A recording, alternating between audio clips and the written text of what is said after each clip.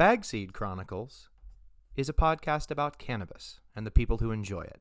I hope to provide commentary about cannabis cultivation, cannabis enjoyment, cannabis as an herbal remedy, and hopefully continued cannabis liberation. Now join me, Uncle Dig, and let's overgrow the world.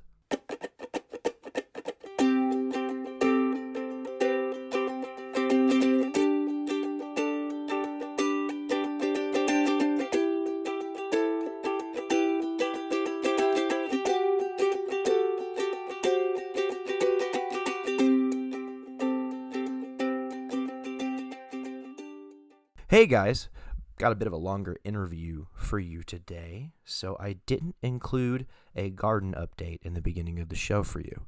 I will post another garden update late this week or early next week. Without further introduction, let me proudly present to you retired Army Sergeant, Purple Heart recipient, Afghanistan Veteran, cannabis entrepreneur, and lastly but not leastly, my friend Carlos Mullen. Hey, welcome, Carlos Mullen, to the Bagseed Chronicles. Carlos is a cannabis activist. He's a disabled veteran, a Purple Heart recipient, and he's here to talk to us a little bit about his lifetime experience with cannabis. And a little bit later, he's going to talk about some of his cannabis entrepreneurship. Isn't that right? That is. Appreciate you having me on the show, Uncle Dig. Love what you do, and it's critical we have voices like you out in the community. And I appreciate that. Thank you.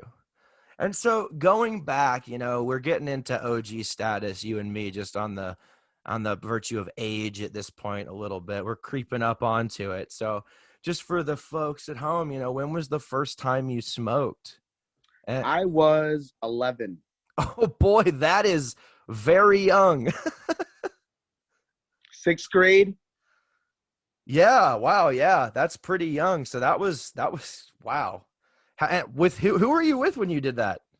It all started out as a joke.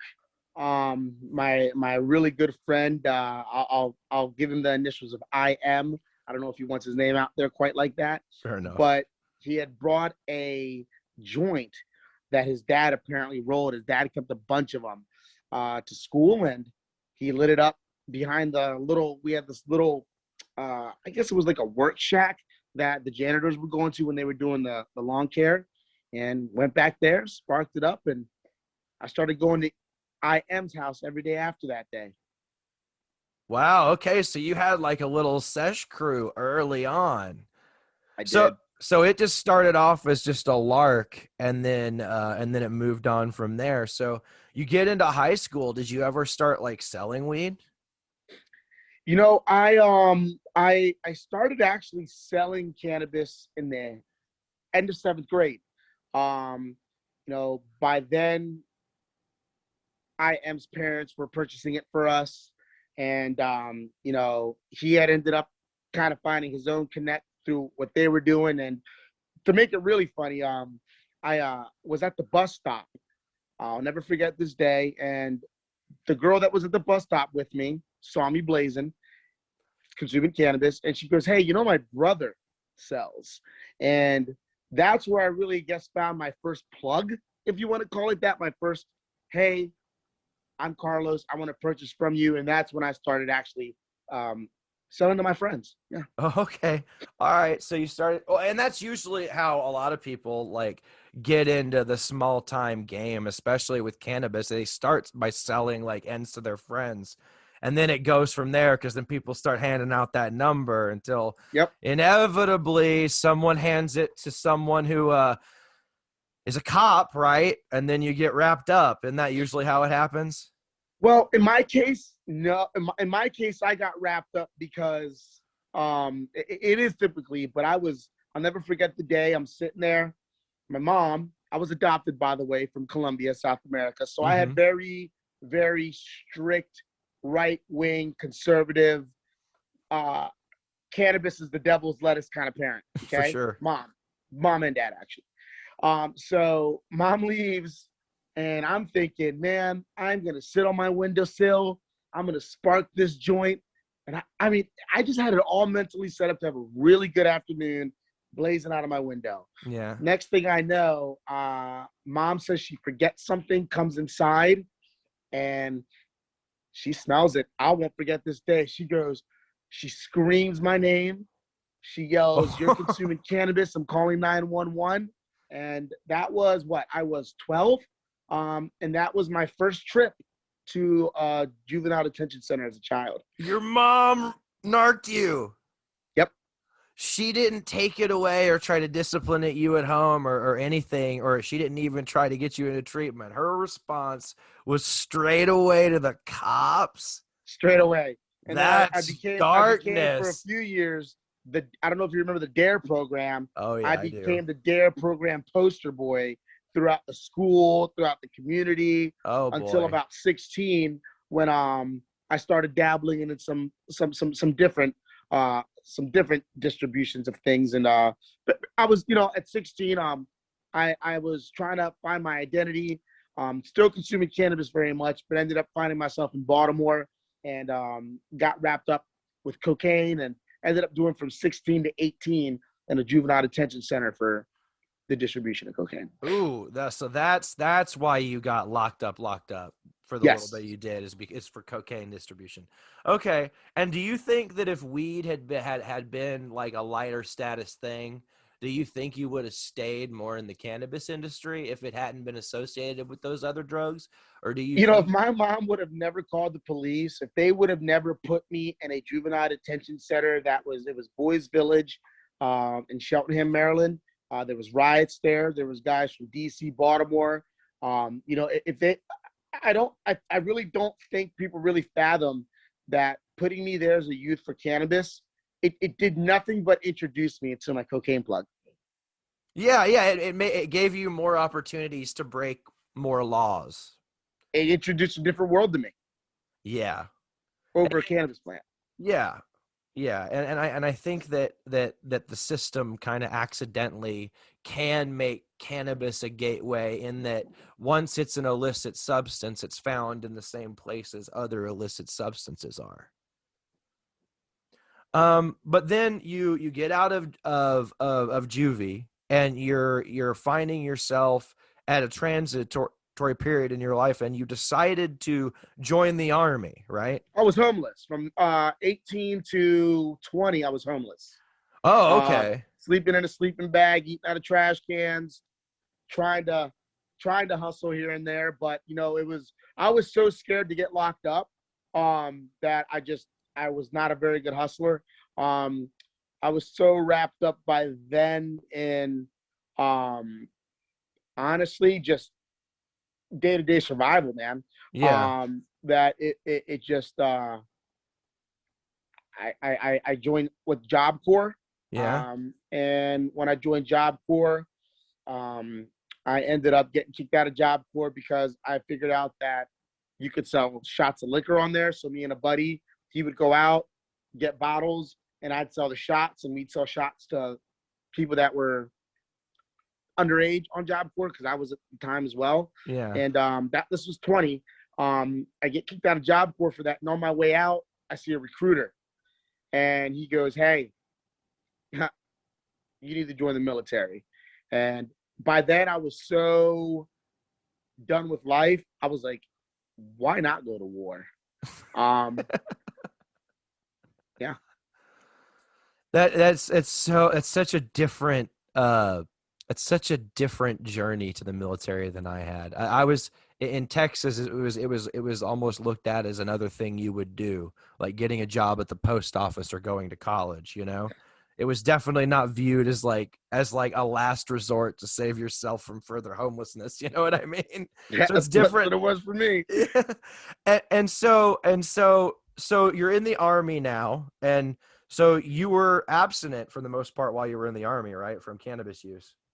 Oh, yeah. Yeah, I went to Benning, did the whole airborne thing, got a Ranger contract, did some time in a Ranger battalion, got kicked out. Yeah, dude, it went to 5th Brigade, 2-1 Infantry. And that's where I met you. I met Uncle Dig. You know what I mean? So, yeah, no, it was, I won't say the whole time. I consumed once. Yeah. It was on my very first leave. It was because my significant other at the time was a big cannabis consumer. And I was so paranoid that I was going to get kicked out of the military. I never Oh did it yeah. again. Yeah, the few times I did it, I would do it at the beginning of like a long block leave, and it always was almost never worth it because of the paranoia you would feel. Because I don't know how they do it now, but when you and I were in, when we said they drug tested people all the time, everybody, and it All the time. all the time. There were one year I got drug tested randomly 16 times. I And lost you know your what's crazy, there you man? Even oh, though they yeah. would drug test that much and it was that intense, a lot of the time they had a zero tolerance if you were to get caught.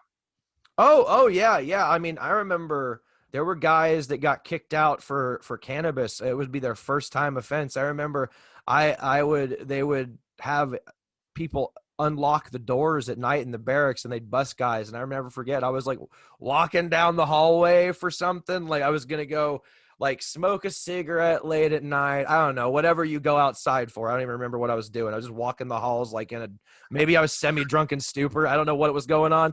But I see this guy and they're like hauling him out with handcuffs and he's crying and I'm like, oh, what the fuck? And first sergeant's like, he had weed. And I'm like, oh, fuck. That they're okay, shit. You know? The Army did not play when it came to cannabis. I mean, it was you were better off being an absolute drunk Oh, yeah. like I was and peeing the PX than jumping out of a moving vehicle. Then getting caught with like a roach. Yeah. Yeah. Well, and it led a lot of guys to do stuff they normally wouldn't do that was more dangerous, like spice and salvia. Now, salvia, I would say, is in a whole different class, but spice, man, a lot of guys that we were in the Army used to like smoking spice, and that stuff was nonsense.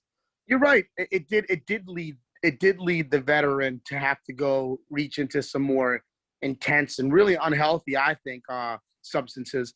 I tried spice once, and I'll tell you this: I've never had any break when I've done psychedelics in life, other than the one time I did spice. That was the only time I ever felt it was different. It was different. Spice. I didn't like it. I smoked a half a blunt of spice one time, thinking it was more like weed, thinking I was just gonna get a little messed up. Dude, it was the most disassociative drug Thank you. experience I've ever had. It was unpleasant and scary. I felt like my brain was dying in my head. It was not good. Yep, exactly. And so we go through training and everything, and then we go down range. I know that I went over in July 2009. Some guys went a little before, and some guys went a little after. But you were wounded that summer in 2009, right? It would have been October 10th, 2010. Oh, okay, all right. Shit, wait. I think October. Was it? Hold on. It was July. That actually would it have been October? God damn it. Would it? Okay. Well, it was October. Then it was October 2009, right? Okay, yeah, maybe you are right. Okay, you're right. It wouldn't have been October 2010 because I was at Walter Reed recovering. So it would have been October 2009. Yeah. So it was just at the tail end of the 2009 fighting season in Afghanistan. Then. Yeah, yeah. Because Okay. that's pretty much what we had gotten there right when the fight season started. Yes. Things, it was an intense. We got there at peak fighting season. We got on the ground in July 2009, and we started maneuvering later that month. It was on like Donkey Kong. Dude, it was. I never thought, because as a kid, I've always wanted to like be a Navy SEAL or a cop or somebody that was helping. Yeah. But firefighter, paramedic, I always wanted to do whatever. But I never in my wildest dreams would have thought that I would have been running through an orchard in the middle of a damn near desert getting shot at from people in mud houses. I mean, it now that I look back at it and I close my eyes sometimes, it's almost damn near a scene out of kind of a really cool movie. Some of the stuff that we did. Um, but ultimately, as much destruction as people think we may have caused, I think we helped quite a lot of people. Um, we were a part of the first vote that the women in Afghanistan ever got to do. That's huge. Women get to vote now because of what we did, bro. Um, we saved a lot of unfortunate younger aged individuals from being sex slaves. Um, it just we build wells, um, but we also did do a lot of destruction and protect a ton of poppy fields. But that's reality. Yeah, the war definitely had problems, and I'm definitely of the opinion that we probably shouldn't have been there as long as we have. But I think that even with this transition out, the Afghan government is on the best footing they're going to be at to face this threat, and they'll either sink or swim. And that was always going to happen eventually, whether it took another 10 years or it happens this year. Eventually we were going to have to let them fight their fight, and that's what's going to happen, and it's going to be ugly, and we're just going to have to stay out of it. But I agree. It's time to bring the troops home. It's time for us to start focusing more on some of the immediate issues we have on our own soil.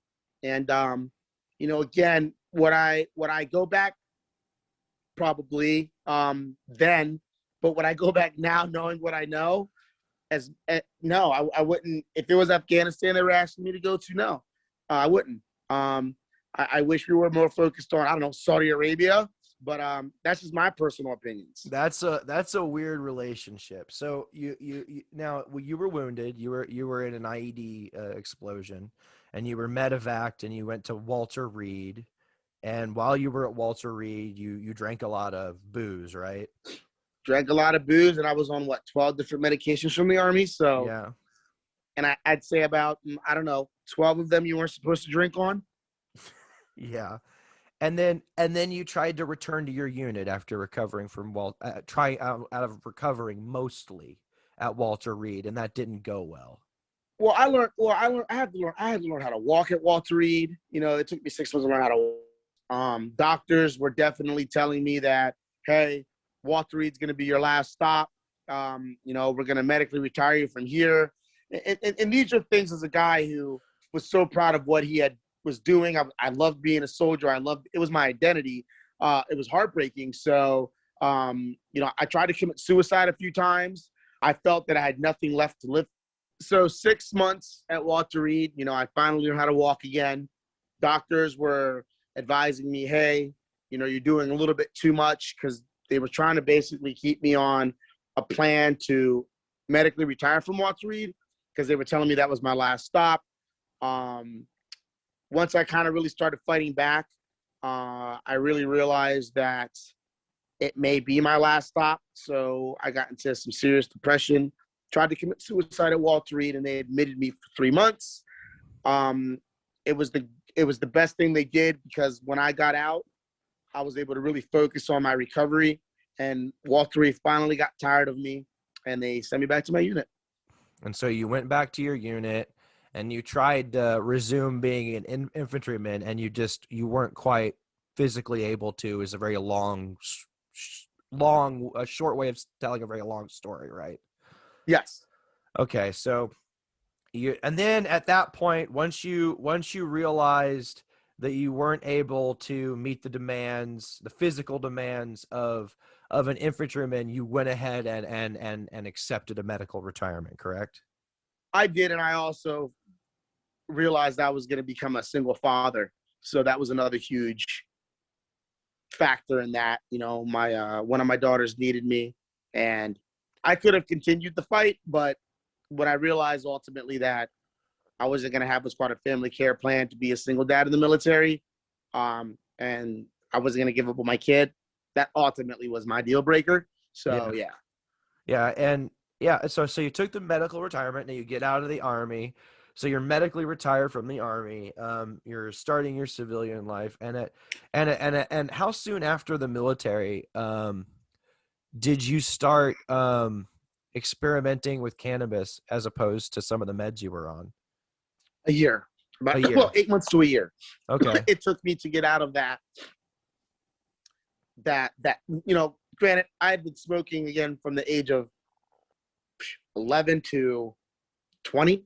You know what I Yeah. mean? Other than those little breaks that I had being detained as a juvenile, but it didn't take me that long to break out of that stigma and the fear that the Army kind of instilled in you when it came to cannabis. So yeah, 8 months to about a year, I started consuming again.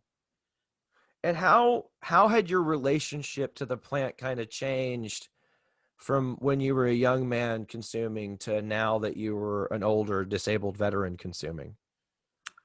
To be completely transparent with you, it hasn't changed at all. Even as a young man, I wish that I know our minds are still developing, and I know they say these things, but I'll tell you this: versus some of the medications that they had me on as a child, to when I would consume the plant, just like now as an adult, it is a way healthier method for me. It helps me out, and I don't have to deal with the side effects of some of the medications did to me as a youth and that they've done to me now as an adult. Yeah, and that perspective makes sense. And so one thing he's talking about is like sometimes low dose cannabis would be better than some stimulant ADHD medications in certain cases. We are not making universal claims here by any means. By any means, but for me, I would rather have as a youth have had somebody put a little THC capsule together so I could have swallowed and consumed that versus the medications they had me on, because some of them have some really bad side effects.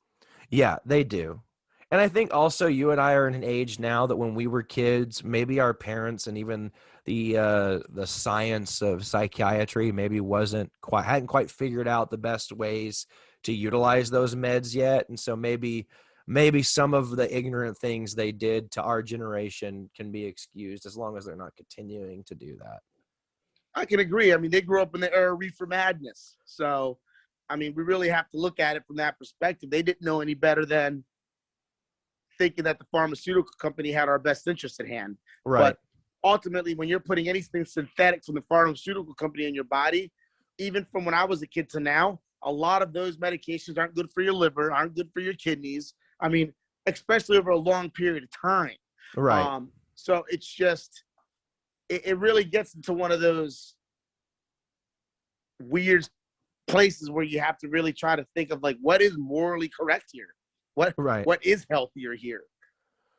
Yeah, and I think some people are a little bit they overestimate the harm that cannabis use can bring them. I mean, most of the harms that come from cannabis use are state enforced. They're not an inherent symptom of using the plant. Exactly. Now, you're invested. You're a part owner in a cannabis company yourself, aren't you? You know, I started out in 2014. Well, no, I would have been actually mid 2015 with a company called Vast Display Network. You know, that's where I made a lot of my connections. Vast Display Network was cool. I didn't own the company. I just, I basically, you know, I made that company a lot of money. And I found myself getting a nice little turnaround. And I wanted to put my hard-earned money into something that I felt could maybe help veterans out in the long run. And I invested into No Bad Days Ranch. They're a great company. They're out of Washington State, right there off the Key Peninsula. And we're a tier 2 outdoor producer processor. We're KNF, which means that we believe in taking what's around us and utilizing it to help grow the plant. We don't manipulate the plant or what we put in the plant. Pesticide free. We make our own newts, and most importantly, we're pro-America and pro-veteran.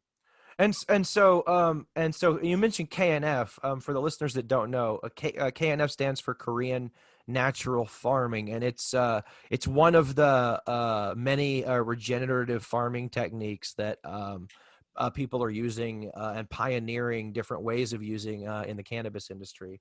Another, and it's is it no-till, or is it do y'all till the soil every year, or do you keep it in the pots once it's We there? keep it in the pots. Typically, we keep it in the pots. I mean, sometimes I know we have, since I've been there, we've only switched out the pots once. Right. And that was because when Master Cho came out, which is the individual who wrote the book on Korean national farming, great guy. When he had came out, basically he had given us some pointers and tips, and we thought, hey, let's go with the masters, you know what I'm saying, or the individual that, you know, started this. Let's go with his way. So it did cause us to have to get whole new pots of soil, but yeah, that's we typically don't till now. Yeah, and I think that's pretty common, even with living soil people, to renegotiate your soil mix every 5 or 10 years if you learn something different. So you may do a different top dressing or kind of change what you're doing without completely throwing the baby out with the bathwater. But I just wanted to bring up to the listener that KNF, while it is a regenerative farming technique, i.e., it is a net zero or net positive impact on the environment through cultivation, and it regenerates the land you're doing it on. There are other methods that people can utilize that aren't KNF that do the same thing, just in a different way. Yep. And so you're invested in No Bad Days Ranch, and you've been working with them for a number of years. And now that you're established in the cannabis industry, how has the industry changed since you first got involved in it a couple, 3-4 years ago? You know, it is a lot of people aren't gonna like the way this sounds, but we are finally getting rid of those that I would say don't have skin in the game. You know, you for a while at the beginning had people running around and loving the culture of cannabis, you know, loving, you know, the fact that it brings people together, that it should be used as medicine, but okay, activism is important, but there comes a point when something like this, when a new industry comes to a point with when a new industry starts, that you're gonna have your activists, but there's a point where the activism starts to kind of, how would I say, destroy the message or kind of hold us back from growth. And we're at that point now where, you know, we've kind of established who our key people are that are going to champion certain things for us. And I see a lot more progression going forward with other states opening up. But it's kind of funny because we've kind of set a precedent, a blueprint. I see other states opening up and they go through the very same. Yeah, but Washington's a bad example of how to start up an industry, I think. I think because honestly, Washington's completely done away with home grow in the general sense, and I think that to really free the plant and make it better for everyone, you have to allow people to cultivate at home. Oh yeah, I'm 100. I don't think that I would ever get a medical marijuana license. Yeah, but you want to cultivate at home. You don't because you wouldn't get the license. Right. And I can't because I won't get the license. And that's the problem. I should be able to. Yeah, you should be able to grow 4 or 6 or whatever the number is in your backyard or in a grow in your closet. You know, I'm registered medical patient with the state of Oregon. And I've been doing that since I started growing. And so far that's been nice. They haven't really messed with me. But that could change, and I know a lot of old medical growers aren't getting their cards anymore. So it puts you on a registry that can then be used in turn to take away your guns in my state. I don't know about your state, but in Washington, once you're put on the medical marijuana registry, you can no longer have a firearm or purchase one. I know we shouldn't rely on law enforcement to protect our rights, but there's probably not a sheriff's department in either of the counties I would live in around here who would enforce gun control on medical cannabis patients. if that makes sense. We don't have a police department in my unincorporated community, and I just don't think the sheriff would want to pick that fight. You know, and you're fortunate. You're fortunate because Washington State is a different state. Yeah, and I am disappointed with how Washington's turned out, because there was a lot of hope when y'all legalized that home grow was right around the corner, and time after time the legislature has made it clear that they're not interested in that. It's just not financially. It doesn't make financial sense for the state to try to tax the heck out of people. I mean, the stores are getting the hell taxed out of them.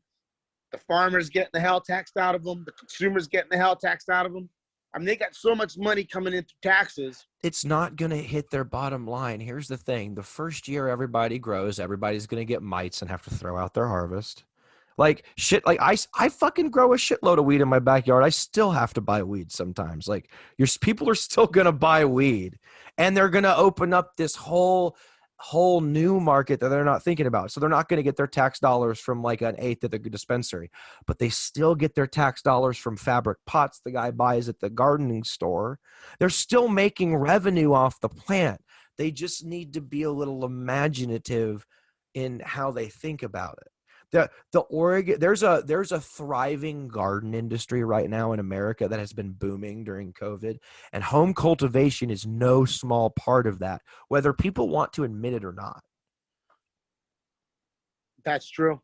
You know, it's going to be interesting to see which direction things go within the next few years, because federal legalization is just around the corner. Yeah, and I don't think the federal law is going to protect home cultivation. I think they're going to leave that up to the states. I really do. I don't think the federal government's going to try to mandate, home grow at home. I mean, if they did, they'd be interfering with so many different state laws. If they did, that'd be a scary day. If the federal government mandated that people be able to grow weed, if they mandated, so like that'd be weird. I don't know if it'd be scary. It'd be weird, because then like states like yours, like if the federal government passed cannabis legalization, right? And they said cannabis is legal and you have a right to cultivate under the Constitution, your state's law becomes unconstitutional. That wouldn't be scary. That'd just be a crazy, weird court fight. No, I'm talking about if it became federally legal tomorrow and the federal government said you cannot grow at home, we're going to have a unit out making sure that only those that have licenses can grow.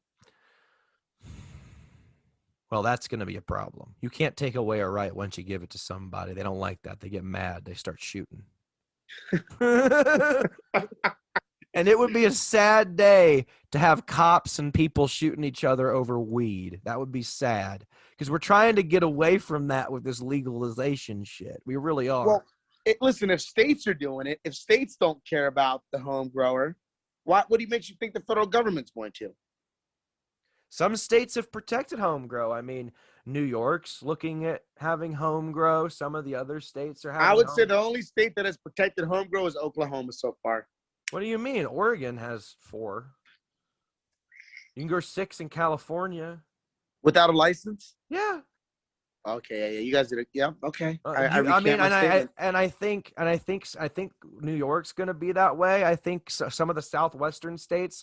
I can't remember which one passed, but Arizona was looking at having some legal home grow. One recently. God, was it North Dakota? That some states are going home grow. It's actually been, we've been talking about it on the other show I do, the Cannabis Corner, with Lucas Barfield on 101.7 Radio Tacoma. We talk about that sometimes. We do a little roundup. And it's been surprising me, honestly, pleasantly, how many states are including home grow. Now, the amounts, I would like more amounts, but for any state to mandate that people be allowed to grow is a big deal, and a lot of states are. So I don't think that fight is settled yet. It's settled in Washington because Washington sucks, but yep. but it's not settled everywhere.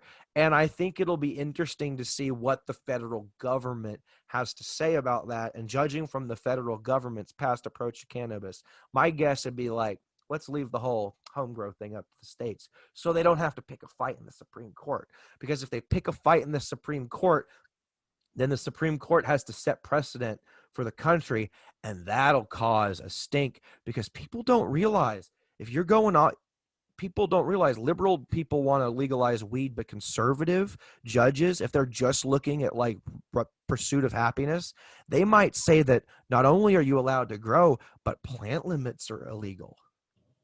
The conservative court might make it to where all of a sudden I can grow 100 plants in my backyard and try to stop me. Cold dead fingers, motherfucker. Like they might do that. You never know, because Oklahoma is a conservative state, and right now it takes almost nothing to have a license to cultivate 99. Nothing. Yeah. So you know, you might think that a liberal state's the place that's going to blow it out of the water, and you might be wrong. You know, that's actually a really great perspective, Uncle Dig. I think that it's crazy on how time changes, on how people change, and our minds change. It's and I think a lot of that change has to do with hopefully a lot more conservatives are picking that plan up. I think it's going to be something that, you know, could conceivably, at least from a business perspective, kind of heal some of the divide in this country. But I think that's a topic for another day. Thank you so much for coming on the Bagseed Chronicles today, Carlos. Uncle Dig, I appreciate you having me on. Love the show, and if you ever need me back, it'd be an honor to be back. Yeah. Thanks for your service, by the way. Oh, yeah, you too, man. Is there anything you want to plug before you say goodbye to everybody? Check out NoBadDaysRanch.com. Check out NoBadDaysUnlimited.com. That's our CBD line. And if you're ever around the internet, go hit up my man, Philip Bowles. All right, and that's on Instagram. All right, everybody have a great day. Bye. Thank you for listening to Bagseed Chronicles. You can contact me on Instagram at Uncle Dig or at my email, uncledig4@gmail.com. The producer of the music found on this podcast is Chad DeVilliers. He can be found on YouTube at Ukuleles Are Stupid and on Instagram at Chadwick Enterprises.